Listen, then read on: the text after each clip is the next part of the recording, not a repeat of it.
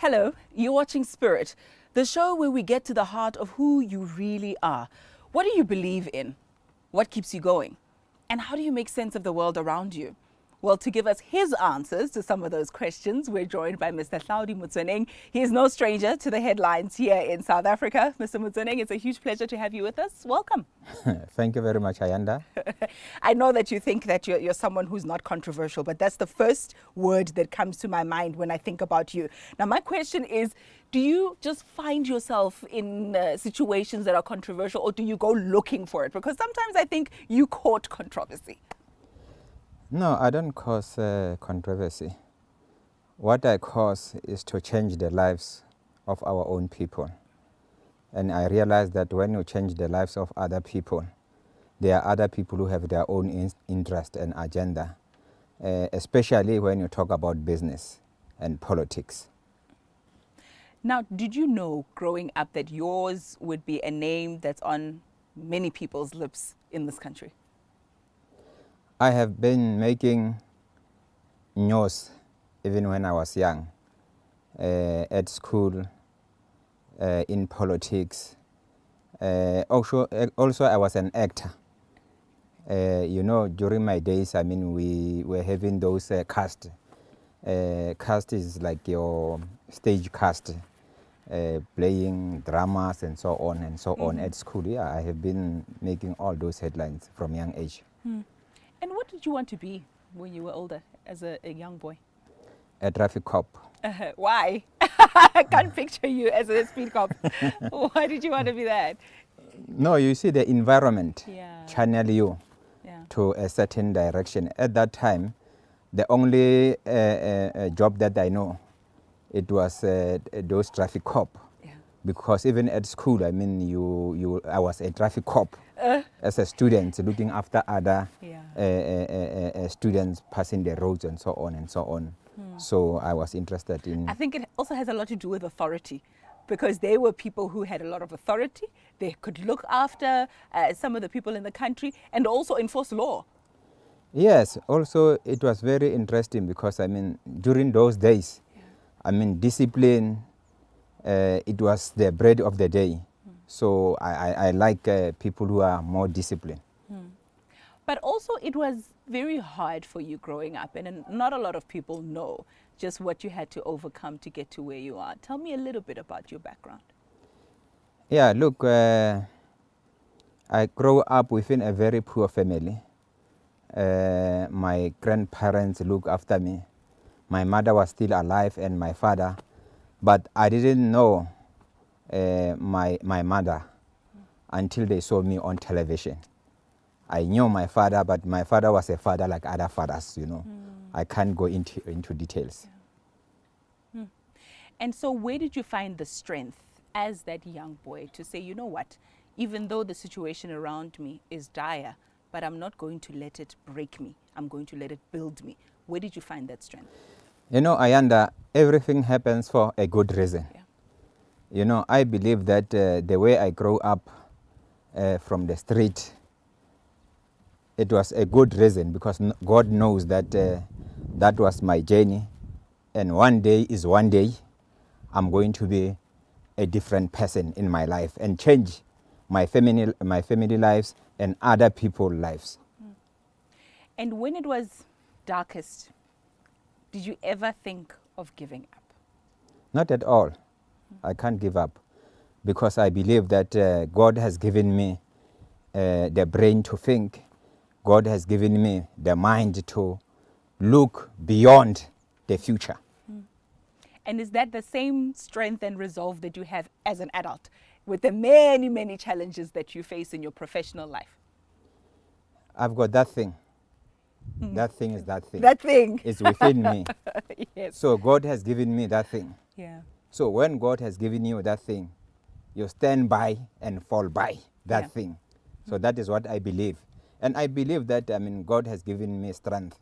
I don't believe that I should go to church. But I believe that God is within me. Yeah. And God has guided me and He's always with me. But I don't believe like other people believing on Sunday they will go to church. I don't go to church. I don't pray. But I think about God every time, every day.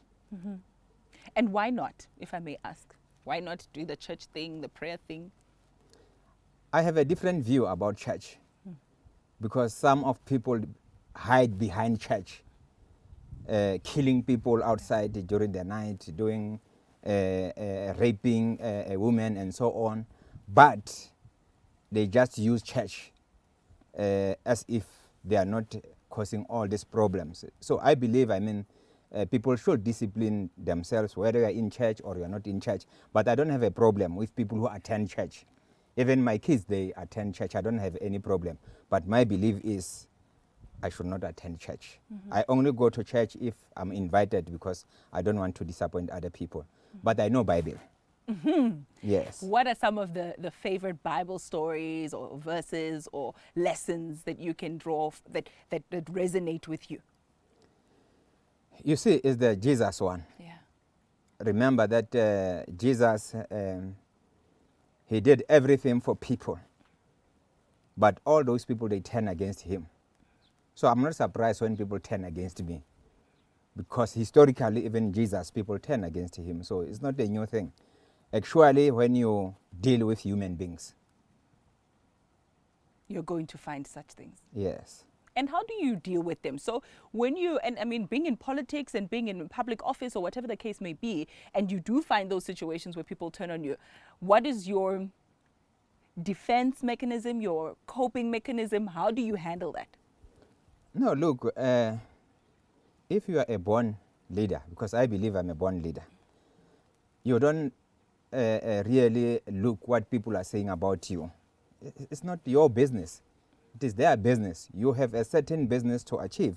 You focus on what you need to do because you can't focus on people who are talking about you or gossiping about you. You lose focus.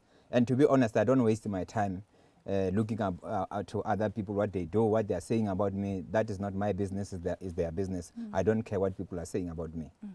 I care about myself and my family. Yeah.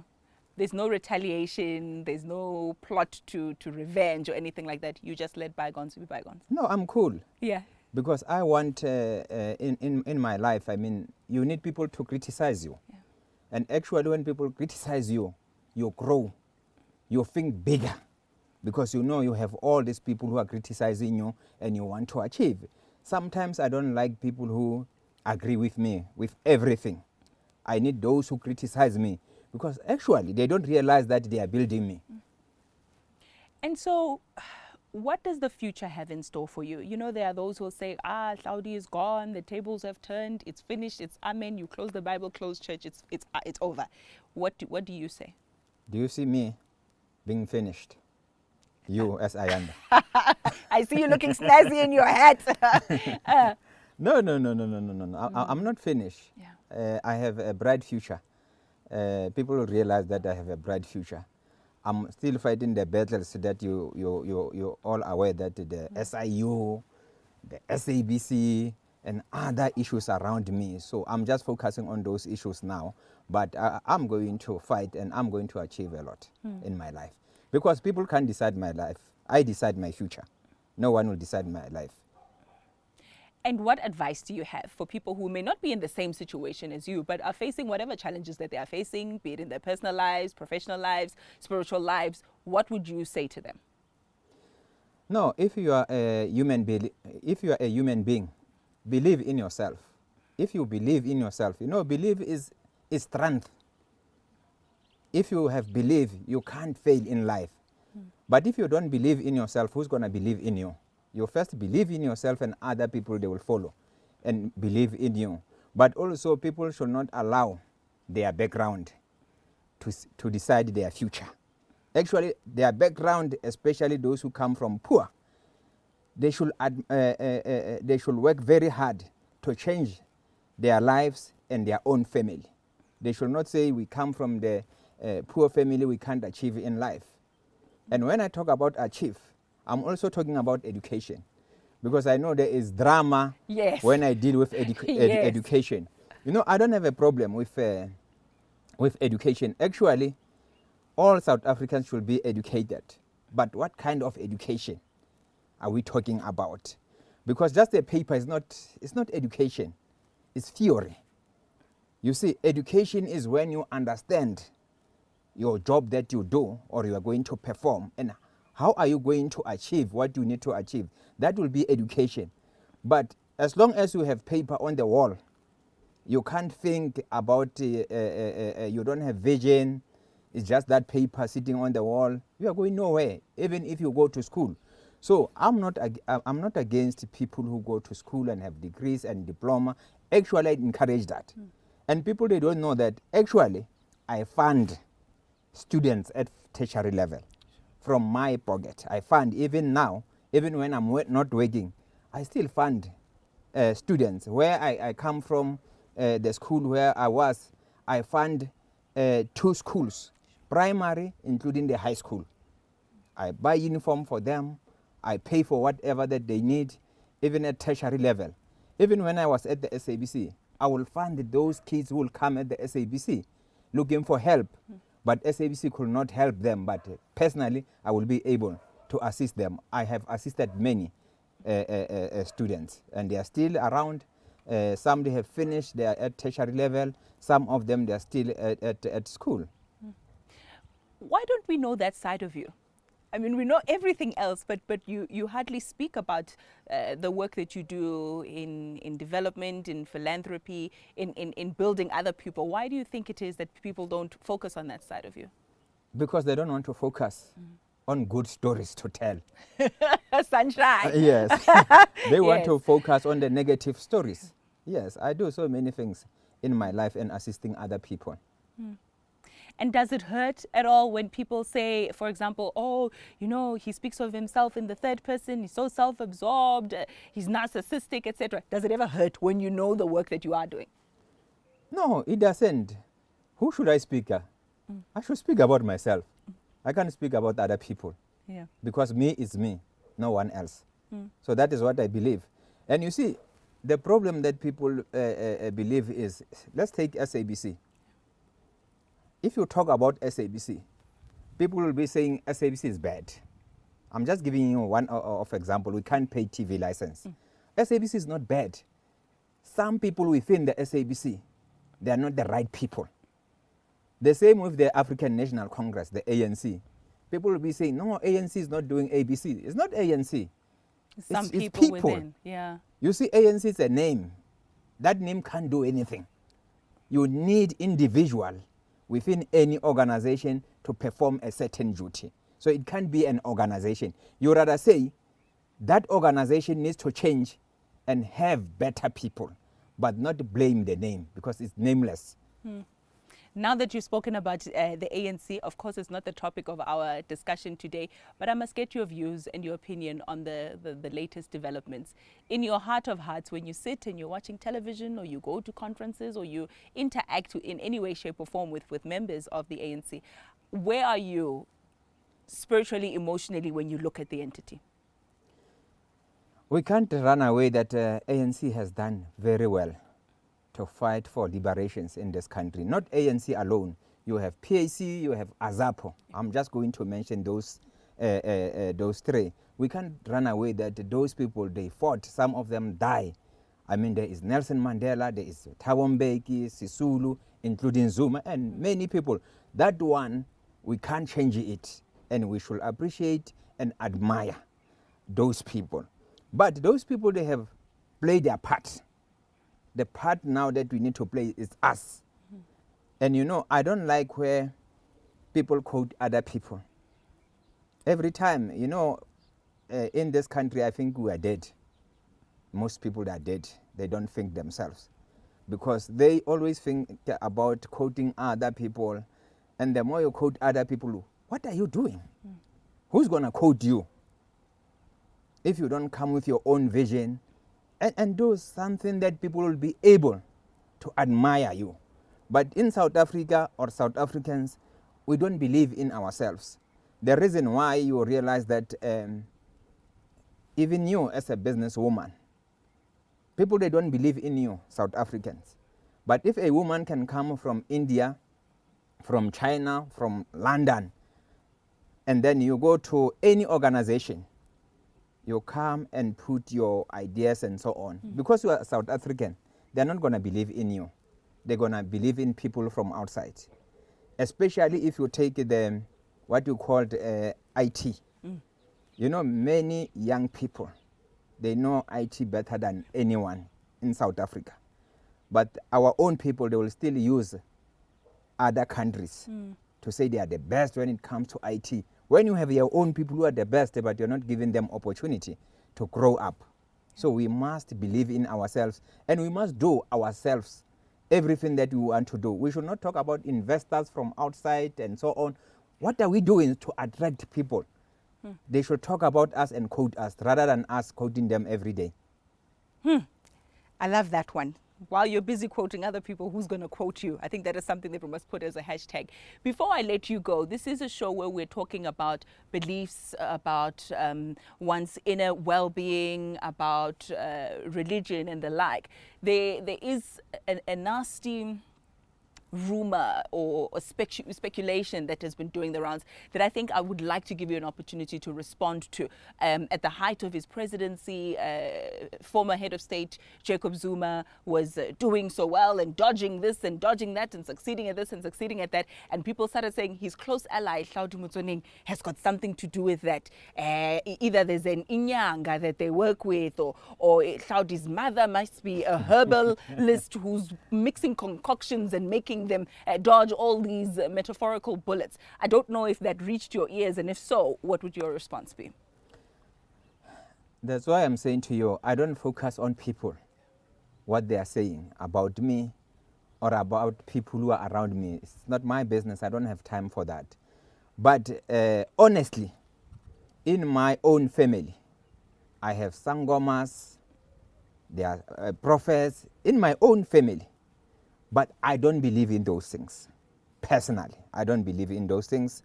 Personally, you know, they have what they call mpoya badimu. I don't do those things. Yeah. My family, they admire and they stick to that.